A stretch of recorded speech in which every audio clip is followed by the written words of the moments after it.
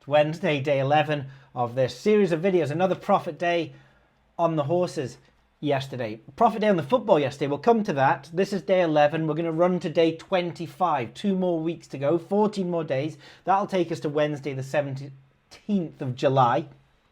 We'll wrap it up then because that's the summer holidays.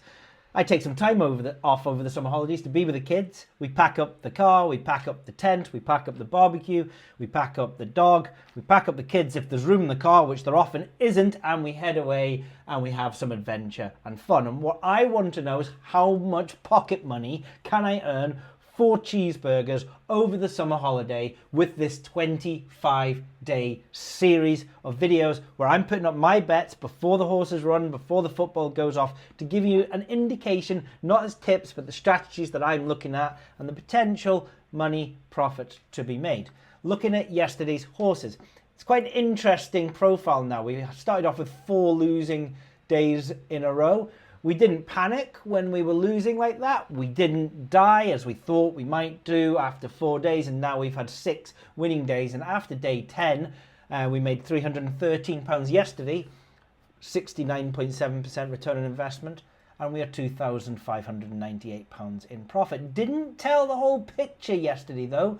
There was quite an interesting turn of developments. We had 5 bets, 1 at Betfred, 4 at William Hill. There was a place won, place lost in there, but they were relatively low odds. And the horse that lost, although it was 7-1, was a 40% chance to return another 500, 600 quid, but didn't really compete in the race. That was in the 720 at Roscommon. I think needed 3 places and came 7th, so don't worry too much about that. I'm more focused and looking at what happened at Tipperary. It's a long way to Tipperary. In my first Lucky 15, I had 4 horses, all quite mid to high odds, 25-1, 25-1, 25-1, and 66-1. Well, look, the 66-1 placed, the 25-1 won, and now we're already, no matter what happens, pretty much in profit for the day. £360 in profit for the Lucky 15 at £3 stakes. But the interesting thing is what happens now if one of the other 2 horses at 25-1 place. Well, I'll tell you what happens. I turn that £361 profit into £2,618 profit. And Squire O'Hara had 5 places to come in and came in 6th. Now, I don't like talking about what ifs, but that was to double my overall profit. That was for an extra 2,400 quid yesterday. The interesting thing about that is that in the 4th leg of that Lucky 15, I would then be a 20% chance of that horse to place, roughly 4-1, for £18,500. I mean, lots of what ifs here. You know, if he didn't come 6th, he needs to come 5th, and then we're on it. Neither of those other horses won, so the overall Lucky 15 was just a win, place, loss. Still returned £361. Here's the graph so far. We're just doing fine. We're ticking over. We're not panicking when we lose.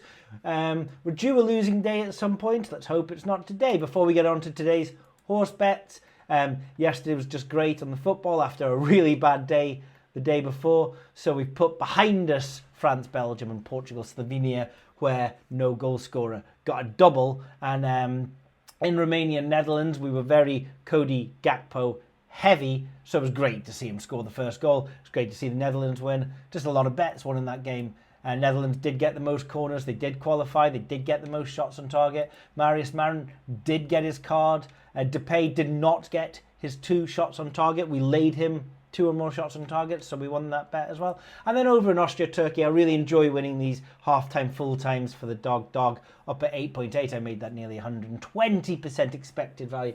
I really think the model that we've got is very sharp, and the models that are out there, just there's a lot to go into half-time, full-time, a lot more that goes into that.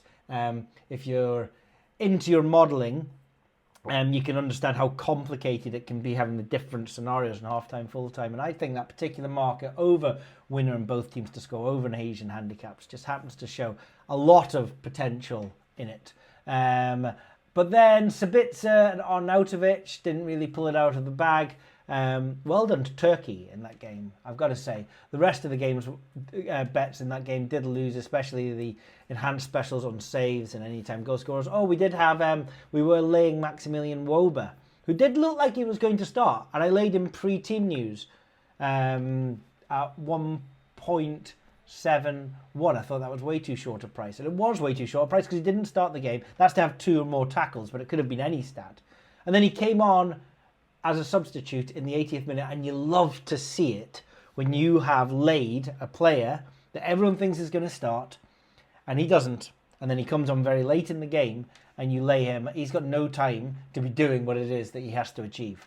And so that was a decent day on the horses. And then, so our overall profile after 25 days is we're up on all strategies that we're looking at. So I'm 47% return on investment on the horse shop bets. Now, the football bets do kind of depend on how you're staking.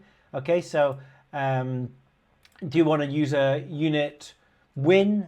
Or do you want to use a unit loss? Do you want to use Kelly? I always advise Kelly, but that could be complicated and subjective. Are you going quarter, half, or whatever? Look, if you were just sticking 25 quid down in every bet, you'd have won £1,700 just now on the football bets with an 86% ROI. It might be a bit dumb because we have been on odds from between 1.5 all the way up to 160 for that hat trick.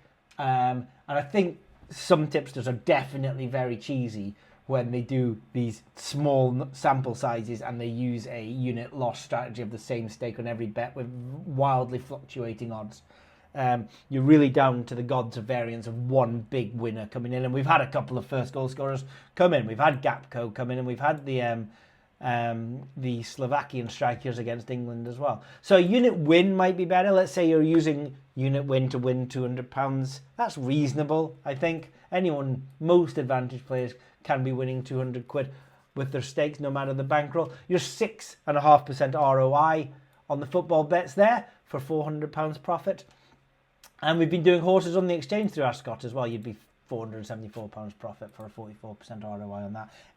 Everything's looking good just now. So prepare for the bumpy ride as we look at shop bets today. In fact, we've got 2 football bets. I'm looking at half-time, full-time, this time over in MLS. Just some thin ones, but just to keep things ticking over in the football. That'll be Inter at 6.2. Looks like 105%.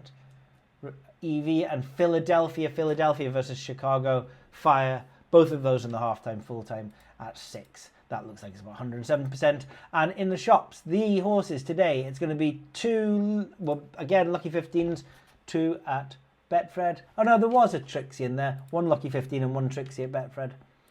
And 2 Lucky 15s and 1 Trixie at William Hill. And that is just the way that the horses worked out. I have actually dipped into 98, 99% EV horses for some of today's just to fill them out. Couldn't find any more, so there just wasn't enough. There was just 3 horses somewhere. And the Betfred one is going to be, and there's a lot of Tipperary and there's a lot of Thirsk today. But the first one's going to be adding in Musselburgh and Epsom with 4 horses from 4 courses. Still rolling. Man of Arn, Gilbert and Thunder Run at 2-1, 3 places, 1-5 at 3.15 at Thirsk. Looks value. And then the second Betfred bet, I've caught it this time round, has 2 horses from the 820 and Tipperary in it. And so we should not be doing that. So let me just switch over this horse, please. Bear with me. We're going to have... we're going to double up on Man of Arn. No, we're not. We're going to double up on Gilbert because he's slightly lower odds. Okay. So, an emergency change there, just a catch where I had 2 horses from the same race in the same multiple. And now we are doing Gilbert again. I wouldn't ordinarily do this, but I've done it live in the video, so we're just going to have Gilbert again. Let's hope he places 4 places at 14-1. With in Tipperary, 820, Ballycommon Chapel, and the 3.15 at Thirsk, the Reverend. Odds on horse, 3 places, 1-5. Rarely see value in those, but that horse is. Over at William Hill, the first Lucky 15. Still rolling Chelsea Flower, Highland Bells, and Masterclass over at Thirsk. The second Lucky 15, Alpha Magic, big odds, 66 to 1, 3 places, 1 to 5 looks value in the 215 at Thirsk. Mix him in with a Poet's Secret, Big's Belief in Gilbert. And finally, we're going to go with a lower odds Trixie, but with 140 to 1 horse. The 40 to 1 horse will be Ballycommon Chapel. 828 Tipperary, I've got a lot of horses in different multiples. Okay, hoping to get one of those 4 or 5 places on offer. And I quite like to do that. It's one big race. You get a few different plus EV horses, stick them into different multiples. He will be in a Trixie with Galactic Glow from the 845 in Bath and Thunder Run. Again, 2 to 1, 3 places, 1 to 5. We had him at Betfred, we're having him at William Hill in the 845 in Bath. No Euros, no Copa America, not for a couple of days. So those are my horse bets today. Let's keep this train running. Let's see how many cheeseburgers we can afford to buy over the summer holidays. And good luck in your betting.